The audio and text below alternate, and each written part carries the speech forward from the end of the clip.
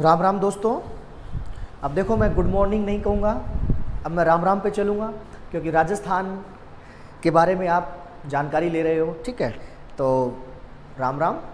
Start करते हैं। तो पिछले वीडियो में अपन ने देखा था चित्तौड़गढ़ के बारे में, गढ़ पढ़ रहे थे अपन। तो चित्तौड़गढ़ हुआ अपना, ठीक है ना। रणथंभौर की बात की थी, साकों की बात की थी। तो राजस्थान का पहला साका कहाँ हुआ था? रणथंभौर, ठीक है। और चित्तौड़गढ़ का पहला साका चित्तौड़गढ़ में। अब चित्तौड़गढ़ का पहला साका किसके बीच में, कब क्या युद्ध हुआ, अपने को ये चीज़ें याद रखनी है, ठीक है। गढ़ तो गढ़, चित्तौड़गढ़ बाकी सब गढ़ैया। तो किसके बारे में कहा जाता है? चित्तौड़गढ़, ठीक है। सभी दुर्ग नंगे हैं, यही दुर्ग बख्तरबंग है। इसी ये जो उक्ति है, ये अबुल फजल ने किसके लिए कही थी? रणथंभौर के लिए। ओके, क्यों कही थी मैंने बताया था। आज अभी अपन बात करते हैं सोजत दुर्ग।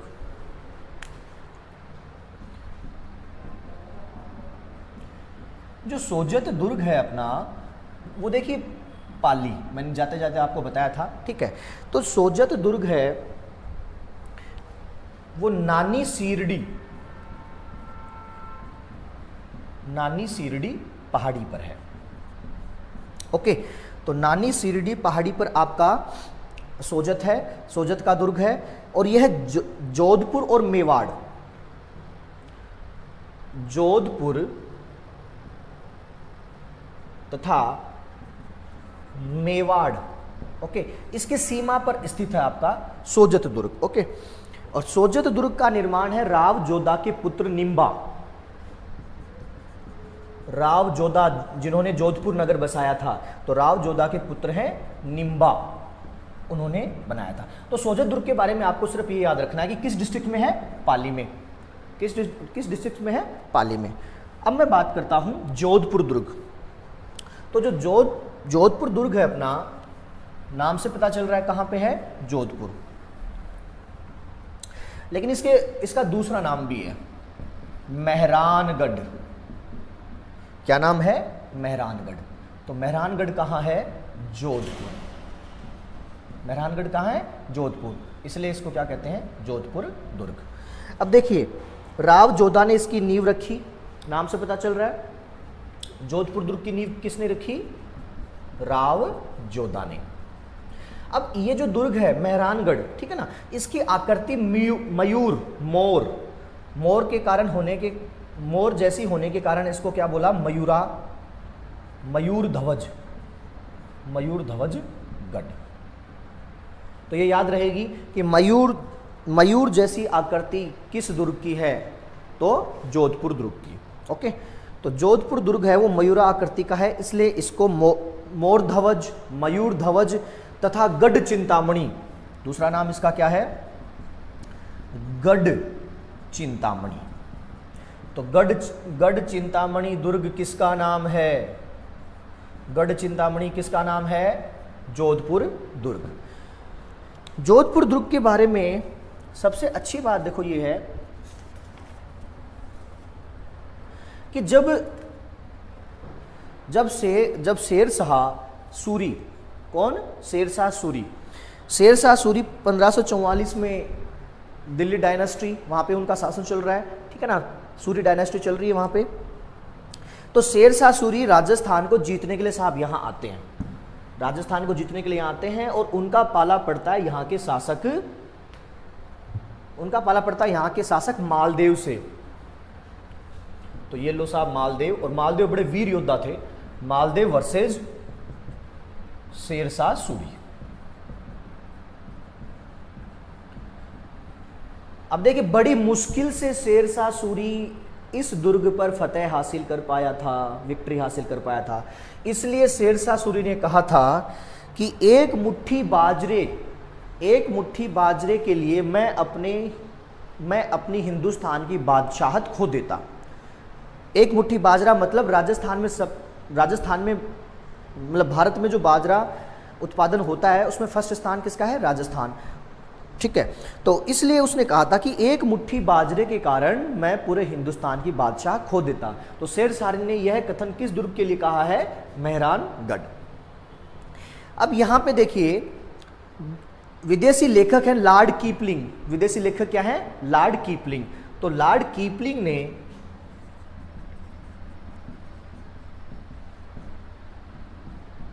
इस दुर्ग के बारे में कहा है कि इस दुर्ग यानी ये विशाल दुर्ग है, इसका निर्माण परियों व देवताओं ने किया है। किसने? परियों व देवताओं ने किया है। तो लॉर्ड कीपलिंग ने किस दुर्ग के बारे में परियों व देवताओं की रचना, यानी किस दुर्ग को परियों व देवताओं की रचना बताया है? तो क्या आएगा आपका? मेहरानगढ़। अब मेहरानगढ़ के बारे में आपको ये बात, हिंदुस्तान की बादशाहत वाली भी बात याद रखनी है, ठीक है। और उसके अलावा यहाँ पे देखिए और क्या क्या है। तो शेरशाह जब आया था, जब दुर्ग फतेह किया, तो एक मस्जिद बनाई उसने, तो शेरशाह मस्जिद, शेरशाह मस्जिद, ठीक है। ये बात याद रखनी है। तथा महाराजा मान सिंह, जयपुर वाले मान सिंह नहीं है, महाराजा मान सिंह पुस्तकालय खोला गया है यहाँ पे। तो महाराजा मान सिंह पुस्तकालय किस दुर्ग में है? जोधपुर दुर्ग, मेहरानगढ़ दुर्ग, ठीक है। तो ये आपका है जोधपुर दुर्ग। अब मैं बात करता हूं, जोधपुर दुर्ग में दो बातें और हैं, वो भी आपको याद रखनी है कि देखो यहां पे नागणेची, यहां पे एक मंदिर है नागणेची, और नागणेची राठौड़ों की कुल देवी है। देखो अपन कुल देवियां भी पढ़ेंगे, लोक देवता भी पढ़ेंगे कि कोई व्यक्ति को देवता, उसने पहले महान कार्य किया हो और उसको राजस्थान की जनता देवता के रूप में पूजती है, उस रीजन की जनता देवता के रूप में पूजती है, तो वो कहलाते हैं लोक देवता। इस प्रकार से क्या है, कुल देवियां, कुल की अपनी देवी होती है, ठीक है ना। तो वैसे इस हर डायनेस्टी की अलग अलग कुल देवी होगी। तो नागणेची माता है, उसका मंदिर है साहब यहाँ पे इसी दुर्ग में। और नागणेची जो माता है वो किस वंश की कुल देवी है? राठौड़ वंश की कुल देवी, ठीक है। इसके अलावा यहां पे 4 तोप हैं जिनका नाम देखिए, नागपली, नागपली, गज्जक, गुब्बारा, नुसरत। तो ये चारों ही क्या है? तोप। अब देखिए क्वेश्चन ये आ गया कि नागपली, गज्जक, गुब्बारा, नुसरत तोपे किस दुर्ग की तोपे थी या किस डायनेस्टी की तोपे थी? तो जोधपुर दुर्ग, ठीक है। तो आपको जोधपुर दुर्ग के बारे में ये बातें याद रखनी है। तो जोधपुर दुर्ग कहाँ है? जोधपुर। उसका दूसरा नाम क्या है? मेहरानगढ़। मयूर आकृति होने के कारण उसको क्या बोलते हैं? मोर ध्वज, मयूर ध्वज, ठीक है। और मालदेव वर्सेस शेरशाह सूरी में यहाँ पे गिरी सुमेल युद्ध जो हुआ था, उसका क्या नाम है? गिरी सुमेल का युद्ध। और गिरी सुमेल के युद्ध में शेरशाह ने बोला कि एक मुट्ठी बाजरे के लिए मैं अपनी बादशाहत खो देता, और मैंने आपको बता दिया कि ऐसा उसने क्यों कहा। और लॉर्ड कीपलिंग ने क्या कहा है? परियों व देवताओं की रचना बताया है, किसको? मेहरानगढ़ को। और यहाँ पे शेरशाह ने मस्जिद बनवाई, ठीक है। और नागणेची माता का मंदिर भी यही है, जो राठौड़ वंश की कुल देवी है। तथा नागपली, गजक, गुब्बारा, नुसरत यहाँ की प्रसिद्ध तोप है। तो आइए नेक्स्ट मैं बात करता हूं सिवाना का किला, सिवाना दुर्ग। अब देखो लोकेशन सेट हो रही है कि नहीं हो रही, ठीक है। इसलिए मैं मैप साथ में रखता हूं।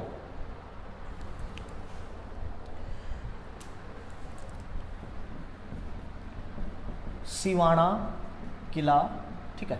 तो सिवाना जो किला है, सिवाना जो दुर्ग है, वो आपका जालोर में, पाली के जस्ट नीचे है जालोर, ठीक है। तो जालोर में हल्देश्वर पहाड़ी है। कौन सी पहाड़ी है? हल्देश्वर।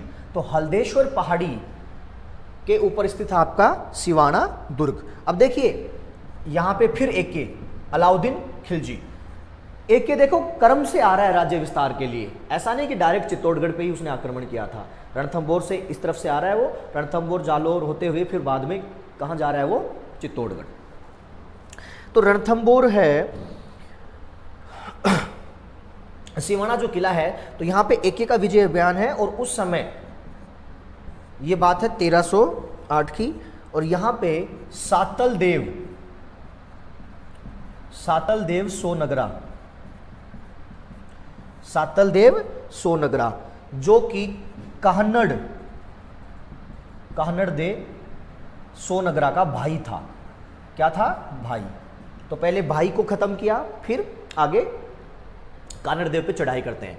तो एके ने 1308 में सातलदेव सोनगरा के समय यहां पे आक्रमण किया और भेदियों, घर का भेदी लंका ढाए, गुप्त रास्ता बता दिया। ठीक है, उसकी सेना, सातलदेव की सेना में से किसी मंत्री ने, और इसने यहाँ पे फतेह हासिल कर ली। तो सिवाना का ये क्या हो गया? प्रथम साका। सिवाना का क्या हो गया? ये प्रथम साका। अब देखिए दूसरा जो साका हुआ था, उस समय अकबर की सेना का नेतृत्व कर रहे थे जोधपुर के शासक मोटा उदय सिंह, और यहां पे शासक था उस समय कल्याणमल, राव कल्याणमल। ये भी बड़ा वीर शासक है। तो ये भी लड़ते लड़ते मतलब केसरिया इन्होंने किया। तो दो साके हुए सिवाना के। ठीक है, सिवाना कहाँ है? जालोर हल्देश्वर पहाड़ी। ठीक है, एके पहला साका एके ने 1318 में, AK-47 1318 में सातलदेव सोनगरा, ठीक है, जो कि कानड़ का भाई था, और दूसरा शाखा अकबर के समय होता है।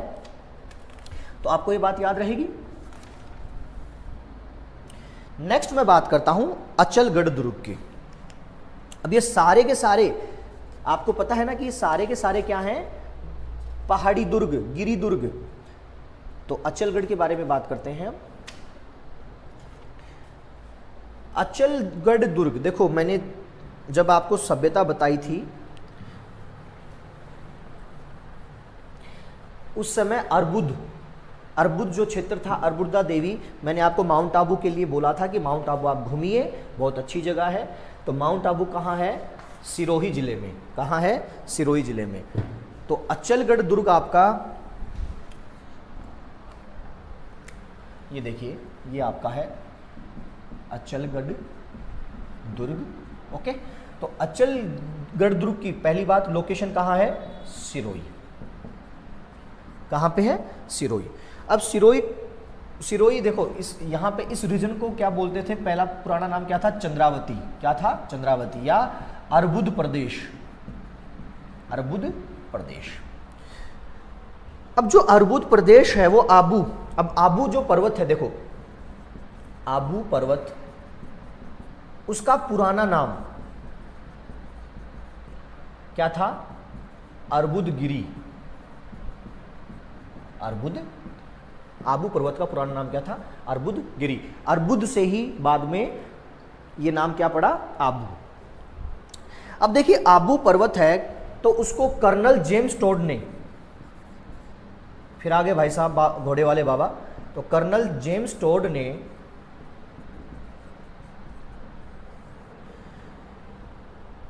हिंदू ओलंपस कहा है इस पर्वत को, यानी हिंदुओं का देवता पर्वत, यानी देव पर्वत।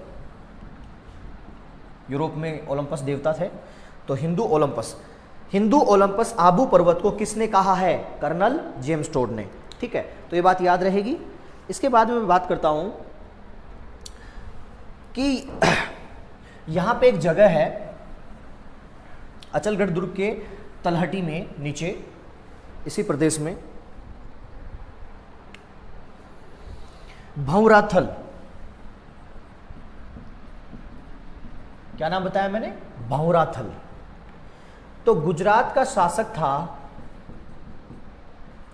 देखो मैं हिस्ट्री की नॉर्मल बातें कर रहा हूं, मैं एकदम डिटेल से बाद में जाऊंगा। मैं जब किला, आपके किले खत्म हो जाएंगे, दुर्ग खत्म कंप्लीट हो जाएंगे, उसके बाद में मैं हिस्ट्री पूरी डायनेस्टी के हिसाब से लूंगा। तो फिलहाल मैं आपको बेसिक अंडरस्टैंडिंग बना रहा हूं कि दुर्गों के साथ ही आपकी हिस्ट्री में बेसिक अंडरस्टैंडिंग बन जाए, आपको साके वगैरह इंटरेस्टिंग लगे, तो फिर जब मैं हिस्ट्री पढ़ेंगे अपन, तो बैक टू पॉइंट जुड़ते जाएंगे। तो गुजरात का शासक उस समय महमूद बेगड़ा, इसकी जो मूछें थी वो मेरे से भी बहुत लंबी थी। ठीक है, घुटनों तक इसकी मूछें आती थी। तो महमूद बेगड़ा ने आक्रमण किया।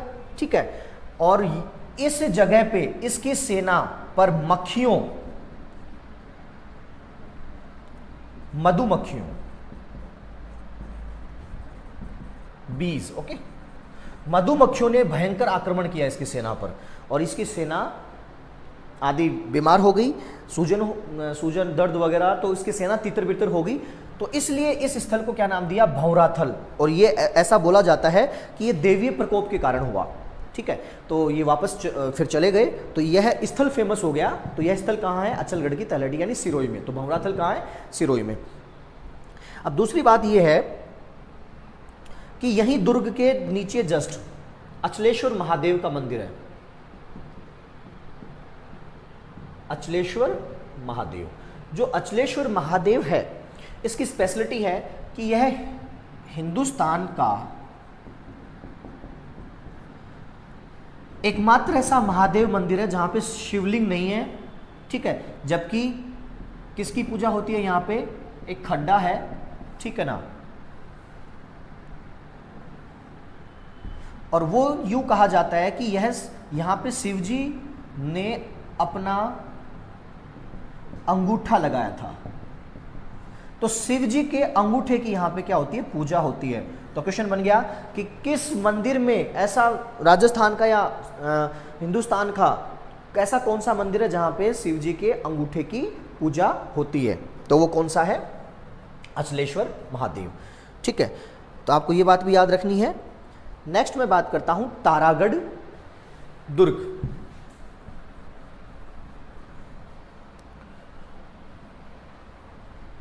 तो तारागढ़, देखो राजस्थान में तारागढ़ दो हैं।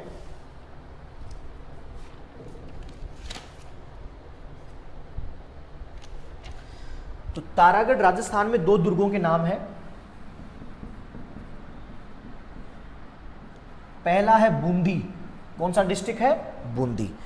अब देखिए, जो तारागढ़ बूंदी है, ये राजा बरसिंह ने बनवाया था तथा राणा लाखा भी से जुड़े हुए हैं। तो बरसिंह, वैसे बरसिंह, वैसे बूंदी। तो तारागढ़ का निर्माण किसने करवाया था? बरसिंह ने। अब यहां पे एक ऊंची मीनार है जिसे भीम बुर्ज कहा जाता है। क्या कहा जाता है? भीम बुर्ज। और ये भीम बुर्ज क्यों बनाई गई थी? कि यहां पे गर्भ गुंजन, धरती को हिला दे, गर्भ गुंजन तोप, उसको रखने के लिए ये मीनार बनाई गई थी। तो गर्भ गुंजन तोप किस किले में है? तारागढ़। ओके, ऊंची मीनार भीम बुर्ज कहां है? तारागढ़। तो ये बात याद रहेगी। नेक्स्ट देखिए, मेवाड़ के शासक थे राणा लाखा। हिस्ट्री में बहुत मजा आने वाला है राणा लाखा के बारे में जब अपन पढ़ेंगे। थोड़ा सा हल्का सा बता दूं कि राणा लाखा के बेटे थे, उस बेटे के लिए रिश्ता आया। ठीक है, तो इन्होंने मजाक में कह दिया कि इस उम्र में अच्छा, इनको नहीं पता था कि मेरे बेटे के लिए ये रिश्ता आया। तो इन्होंने मजाक में यूँ कह दिया कि इस उम्र में मेरे लिए किसने नारियल भेजा है? इस उम्र में मेरे लिए किसने नारियल भेजा है? ठीक है, तो उनके जो बेटे थे उन्होंने बाप की इस बात को सराखों पे रखा और आजीवन शादी न करने का प्रण लिया। और जो नारियल, जो रिश्ता आया था पिताजी के साथ, तो उनकी शादी करवाई। ठीक है, तो जो बहू बनने वाली थी वो माँ बन गई। ठीक है, ओके, तो ये याद रखेंगे। तो मेवाड़ के राणा लाखा थे। इन्होंने कसम खाई थी इस दुर्ग को जीतने की। इन्होंने क्या खाई थी? कसम खाई थी इस दुर्ग को जीतने की। अब वो जीत नहीं मतलब कसम ये खाई थी कि जब तक मैं तारागढ़ बूंदी को नहीं जीत पाऊंगा तब तक न तो मैं अन्न ग्रहण करूंगा न जल ग्रहण करूंगा। तो उस कसम, अब वहां के लोग, भाई राजा ने तो कसम खा ली, तो चतुर मंत्री थे, तो चतुर मंत्रियों ने क्या किया कि राणा लाखा साहब एक काम कीजिए, ये लो मिट्टी का अपन क्या बनाते हैं यहाँ पे बूंदी वाला तारागढ़, और इसको आप तोड़ दो, इसको आप ध्वस्त कर दो। ठीक है, तो बूंदी के हाड़ा सरदार थे कुंभा हाड़ोती। देखो हाड़ोती, हाड़ा रीजन कनेक्टिविटी हो रही है ना, तो हाड़ा सरदार थे, हाड़ा कुंभा। तो कुंभा ने इस मिट्टी के दुर्ग को भी बचाने के लिए अपनी जान न्यौछावर कर दी। बताओ साहब, यानी ये जो मिट्टी का दुर्ग बनाया था, ठीक है, उसको बचाने के लिए भी अपनी जान न्यौछावर कर दी। तो राणा हाडा, तो ये देखो इस प्रकार से अपनी आन बान शान के लिए, ये अपनी छोटी छोटी बात के लिए भी जान दे देते थे, ठीक है ना। और ये तो बूंदी का प्रतीक था, इसलिए हाडा राणा ने क्या किया, हाडा कुंभा ने क्या किया, अपना जान न्यौछावर कर दिया। अब मैं बात करता हूं कि जब मराठाओं की राजस्थान में एंट्री होती है वो यहीं से, यानी बूंदी से ही होती है। तो बुद्ध सिंह की उस समय शासक था जब मराठा सरदार यहां आए, बुद्ध सिंह की मृत्यु हो गई, ठीक है। और उस रानी थी कछवाही, यानी जयपुर, कछवाहा प्रदेश, ठीक है। तो कछवाही रानी ने अपने बेटे को उत्तराधिकारी घोषित करने के लिए मराठा होलकरों को बुलाया। मराठा में कौन से मराठा? होलकर। अब मराठा भी कई प्रकार के थे, सिंधिया, ठीक है ना। तो होलकरों का प्रवेश होता है राजस्थान में, और वो किस किले के तहत, यानी किस रीजन के तहत? बूंदी। तो सबसे पहले क्वेश्चन ये बन गया कि सबसे पहले मराठा किस रीजन में आए थे? बूंदी। तो इन्होंने मराठाओं को एंट्री दे दी, और उसके बाद में अब आपको पता है कि मराठा कैसे थे, वीर योद्धा थे, लेकिन राजस्थान के हिसाब से मराठा अच्छे नहीं थे। वो लूटपाट, ठीक है, और सरदेशमुखी कर, चौथ कर, 2 कर लगाते थे वो, सरदेशमुखी कर और चौथ कर। बैठे बैठे उनको पैसा चाहिए था, जबकि ऐसा नहीं होना चाहिए ना, ठीक है। अब मैं बात करता हूं, अब देखो हर शासक अपनी जगह सही होता है। देखो शासक का मतलब क्या होता है? अपना राज्य का क्षेत्र विस्तार करे। तो क्षेत्र विस्तार तो तभी होगा जब दूसरे शासक को हराया जाएगा। तो इस प्रकार से देखो मराठा का कंसेप्ट उनके हिसाब से सही था, राजपूत शासक थे उनका उनके हिसाब से सही था। अब यहाँ पे भी आपस में भी तो देखो राज्य विस्तार हो रहा है कि नहीं हो रहा। तो शासक सत्ता में देखो सत्ता विस्तार ही मायने रखता है, ठीक है। ये कुछ बातें हैं कि वो महिला के लिए, ठीक है ना, किसी महिला उसको अच्छी लगी तो उसको पाने की लालसा में। एक बात बताइए, पूरे भारत का, ठीक है, राजा अलाउद्दीन, उसको इतना समय था क्या? शादी के दूसरे दिन तो वो युद्ध क्षेत्र में चला गया था।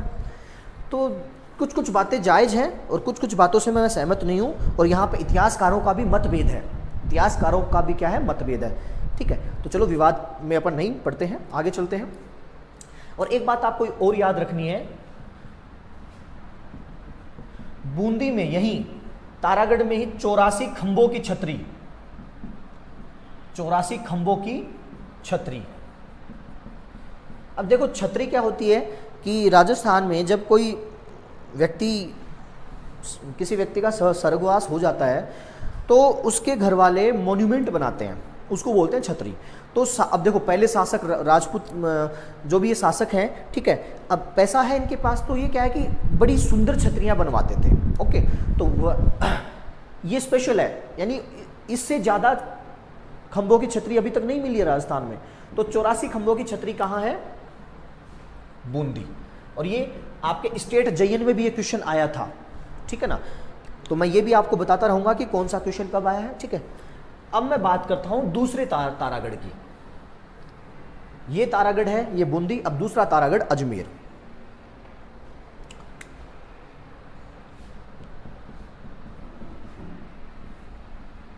इसे अजय मेरू दुर्ग भी कहते हैं, ठीक है। इसे गढ़बीडली भी कहते हैं, गढ़बीडली।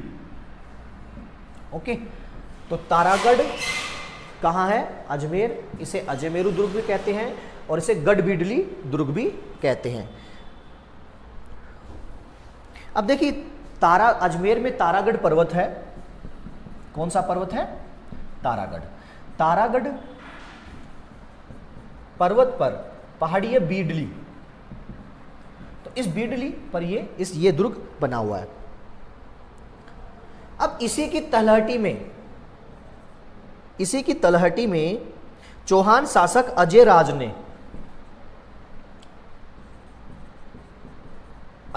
ने अजमेर नगर बसाया। देखो अजय पाल और अजय राज दोनों अलग हैं। अजय पाल दुर्ग ने अजयमेरु दुर्ग का निर्माण करवाया था। अजय राज ने नेक्स्ट अजमेर नगर बसाया था, ठीक है, 1113 ईस्वी में। तो देखिए इसके बाद में मेवाड़ का अधिकार युवराज पृथ्वीराज, ठीक है, तो पृथ्वीराज साहब आए यहाँ पे, और पृथ्वीराज जब आए प्रथम तो उनकी रानी थी तारा। क्या नाम था उसका? तारा। तो तारा देवी के नाम पर इसका क्या पड़ा है? तारागढ़ नाम, तारा देवी के नाम पर। तो तारा देवी मतलब तारागढ़ से पहले इसका क्या नाम था? अजयमेरु। और बाद में पृथ्वीराज प्रथम ने भी कुछ भाग बनवाए इसके और अपनी रानी को इस मतलब समर्पित किया ये नाम, ठीक है।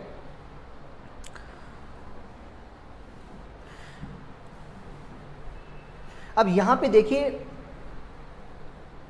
मीरा साहब की दरगाह, देखो कुछ दरगाह भी याद रखनी है। ख्वाजा मोइनुद्दीन चिश्ती की दरगाह अजमेर में ही है, ठीक है। तो मीरा साहब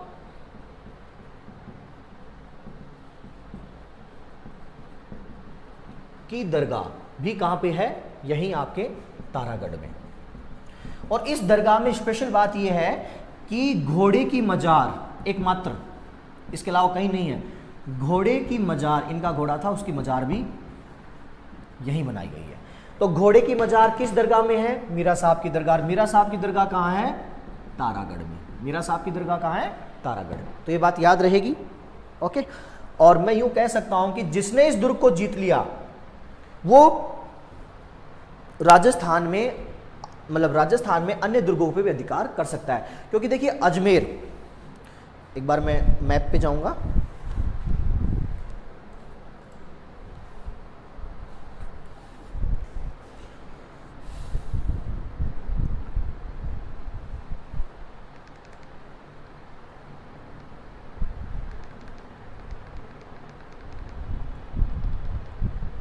आइए तो रिमोट भाई साहब हमें मैप पे अजमेर दिखाइए। देखो सेंटर पॉइंट है,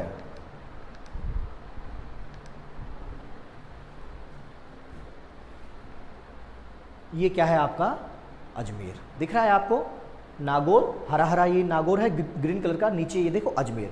तो ये राजस्थान का सेंटर पॉइंट, ठीक है। इसीलिए अंग्रेजों ने अजमेर में ही मैगजीन के किले में शस्त्रागार और अजमेर में ही पॉलिटिकल एजेंट अपने जो कौन थे? एजीजी पॉलिटिकल एजेंट से बड़े हैं, ठीक है। चलो बैक टू पवेलियन।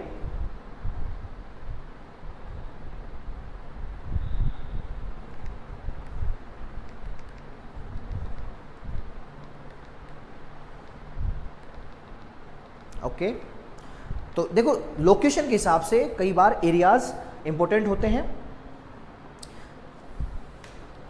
अब आपको ये पता चला कि भाई तारागढ़ जीतना बहुत इंपॉर्टेंट है अगर राजस्थान को जीतना है, तो इसलिए तारागढ़ को राजस्थान का जिब्राल्टर, राजस्थान का जिब्राल्टर कहा जाता है। अब देखो जिब्राल्टर जल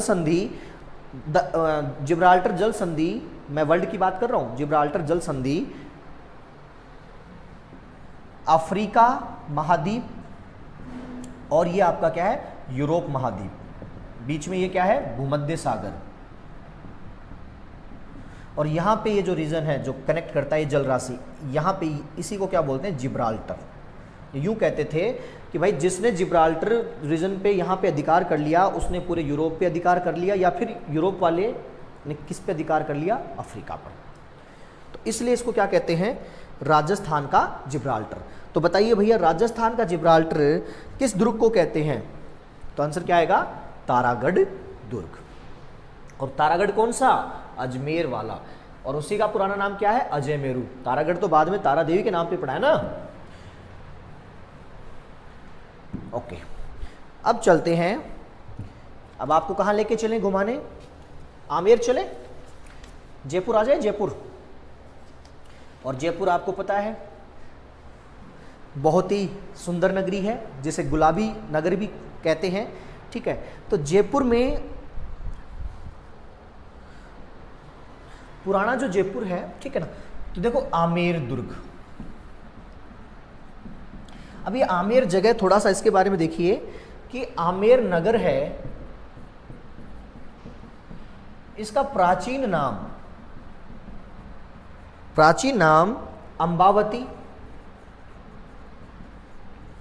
अंबावती, आम्बेर, अंबिकापुर। तो यहीं से मतलब नाम क्या है, रूपांतरित होके क्या पड़ा, आमेर। अब पहले यहां पे शासक कौन थे, सुसावत मीणा राजस्थान की ट्राइब्स है, शेड्यूल्ड ट्राइब्स है, अनुसूचित जनजाति मीणा, और सबसे ज्यादा वीर जाति है ये मीणा, ठीक है। तो देखिए सुसावत मीणों का यहाँ पे शासन था और इनको हरा के, ठीक है, दोसा रीजन है आमेर के पास में ही, तो दोसा पे शासक था कछवाहा वंशों का। तो कछवाहा शासक थे, उन्होंने सुसावत मीणों को हराया और आमेर छीन लिया। तो अब आमेर पे किसका शासन हो गया, आमेर में किसका शासक हो गया, कछवाहा वंश का। और कछवाहा वंश ने आमेर को अपनी राजधानी बनाया। तो आमेर से पहले कछवाहा वंश की राजधानी क्या थी, दोसा। तो बात ये याद रहेगी। अब उसके बाद में देखिए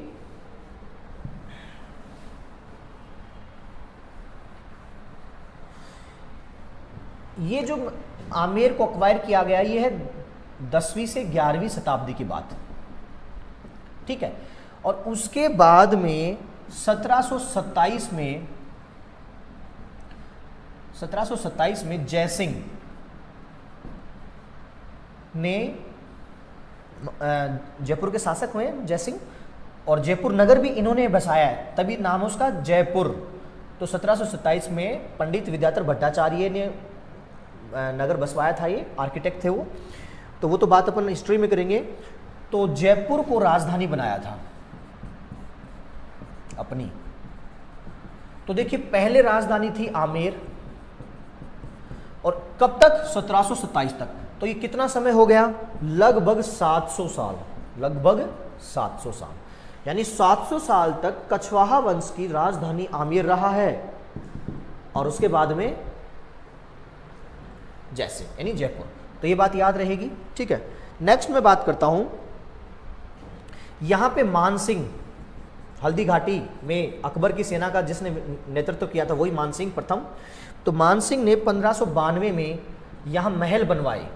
इस किले में क्या बनवाए, आमेर के किले में महल, और वो महल हिंदू मुस्लिम शैली के महल थे। अब भाई अकबर के दरबार में रह रहे हैं तो मुस्लिम संस्कृति का फर्क पड़ेगा कि नहीं पड़ेगा, ठीक है। तो अब देखिए ये बात थी बेसिक आमेर रीजन के बारे में, ठीक है। अब मैं बात करता हूं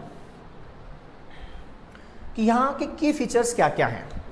तो देखो आमेर के किले में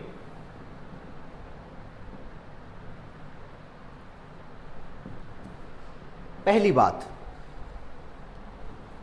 जगत शिरोमणि मंदिर है। यही मानसिंह, इसकी पत्नी है कनकावती।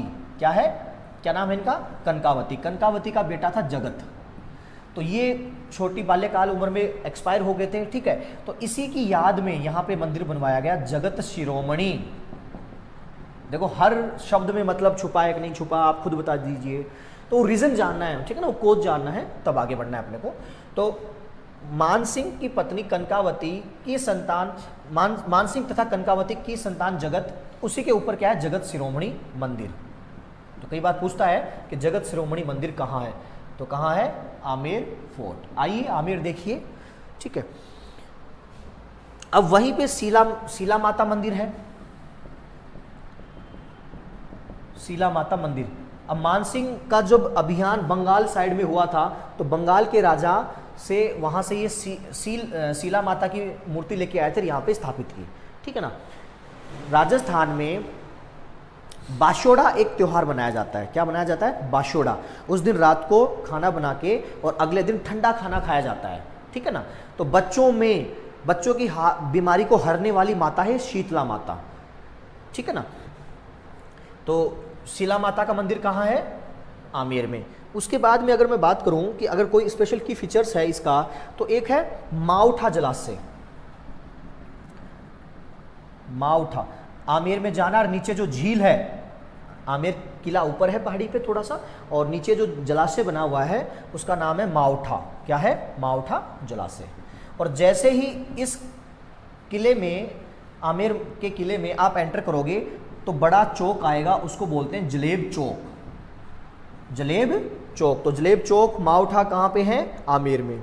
ठीक है, अब यहाँ पे देखिए 1707 में मुगल बादशाह मुअज्जम, 1707 में मुगल बादशाह मुअज्जम, जो बहादुर शाह के नाम से दिल्ली का शासक बनता है, तो उसका वैसे नाम क्या था? मुअज्जम। तो मुअज्जम ने इसका नाम, आमेर का नाम, मतलब इस दुर्ग को जीत के आमेर का नाम क्या रख दिया? मोमिनाबाद। मोमिनाबाद। तो मोमिनाबाद आमेर का किस शासक ने नाम रखा? चाहे बहादुर शाह है चाहे मुअज्जम, कंफ्यूज नहीं होना है। ठीक है, तो मोमिनाबाद किस किले का नाम रखा गया? आमेर का। तो ये बात याद रहेगी। तो देखिए ये था आमेर। आमेर के बाद में मैं बात करता हूं जयगढ़ की। अब जयपुर के किले चल रहे हैं और सारे क्या हैं? गिरिदुर्ग हैं। तो आमेर समझ में आया। आमेर में मान सिंह ने यहाँ पे महल बनवाए, वो हिंदी मुस्लिम संस्कृति के थे। आमेर के राजा मान सिंह जो अकबर की सेवा में थे, ठीक है ना, तो उनकी रानी थी कनकावती। उन्होंने अपने पुत्र जगत की याद में जगत शिरोमणि मंदिर बनवाया। ठीक है, शीला माता मंदिर कहाँ है? ये भी आपको बात याद होगी। माउठा जलाशय, जलेब चौक क्या है? ठीक है, और फिर इसका नाम मोमिनाबाद किसने रखा? तो ये बात भी आपने को याद रखनी है।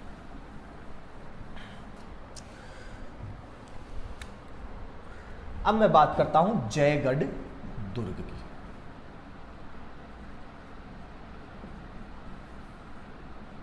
ठीक है, तो जयगढ़ का निर्माण तो शुरू किया था मानसिंह ने। ओके, मानसिंह प्रथम ने।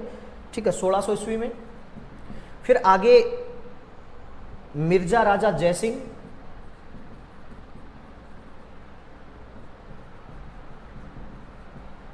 तथा सवाई जयसिंह,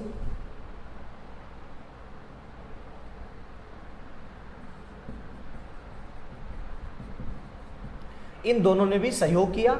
ठीक है, तो निर्माण कार्य किसने स्टार्ट करवाया? ठीक है, बाकी फिर मिर्जा राजा जयसिंह के नाम पर ही इसका नाम क्या रखा गया? जयगढ़ दुर्ग। तो ये बात याद रहेगी अपने को, जयगढ़ दुर्ग का नाम जयगढ़ क्यों पड़ा? मिर्जा राजा जयसिंह की वजह से। अब देखिए जयगढ़ में, ये जयगढ़ है, और जैसे वही कुंभलगढ़ में गढ़ के अंदर गढ़ था ना, तो यहां पे भी क्या है? विजयगढ़ी। विजयगढ़ी, और ये क्या है आपका? जयगढ़। तो विजयगढ़ी कहाँ है? तो इसको मैं कह सकता हूं कि आमेर की आंख या जयपुर की आंख, आमेर की आंख या जयपुर की आंख किसे कहते हैं? तो विजयगढ़ी। और विजयगढ़ी के किसके अंदर है? जयगढ़ के अंदर। अब जयगढ़ के अंदर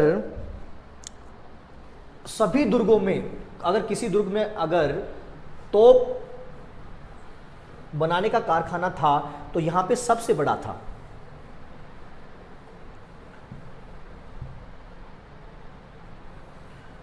और एशिया की सबसे बड़ी तोप जयबाण, क्या नाम बताया मैंने? जयबाण तोप। तो एशिया की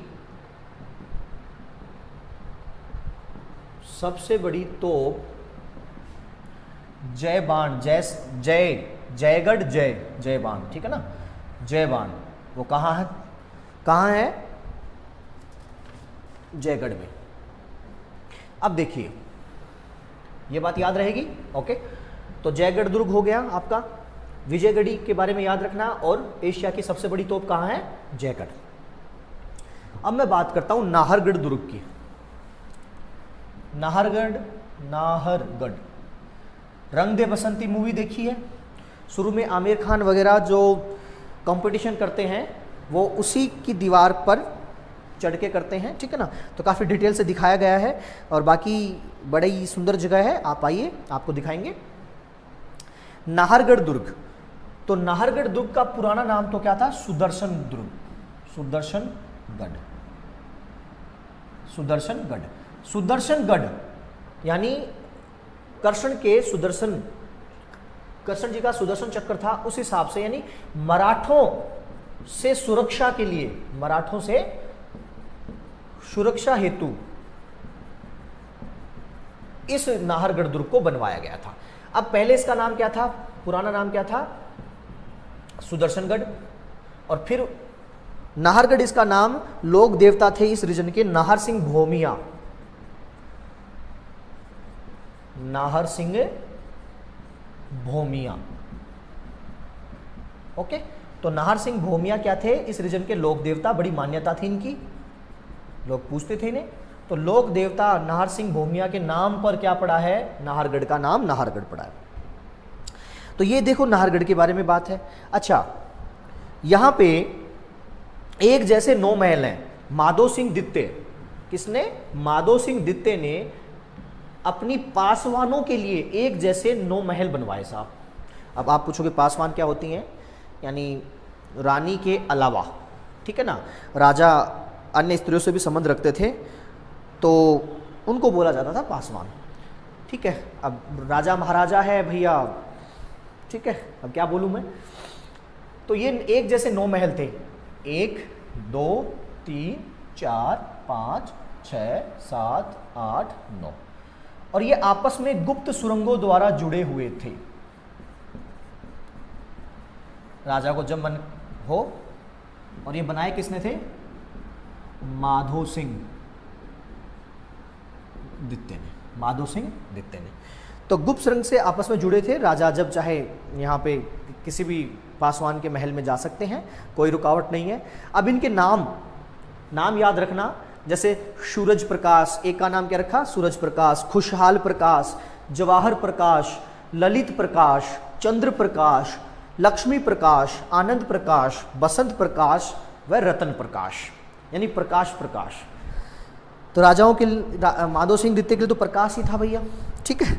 तो ये एक जैसे 9 पासवानों के महल किस किले में है बताइए, नाहरगढ़। ओके, तो नाहर सिंह भोमिया के नाम पे इनका नाम पड़ा, और गुप्त सुरंगों से कनेक्टेड 9 एक जैसे महल थे पासवानों के, और वो भी माधो सिंह दित्ते ने बनवाए।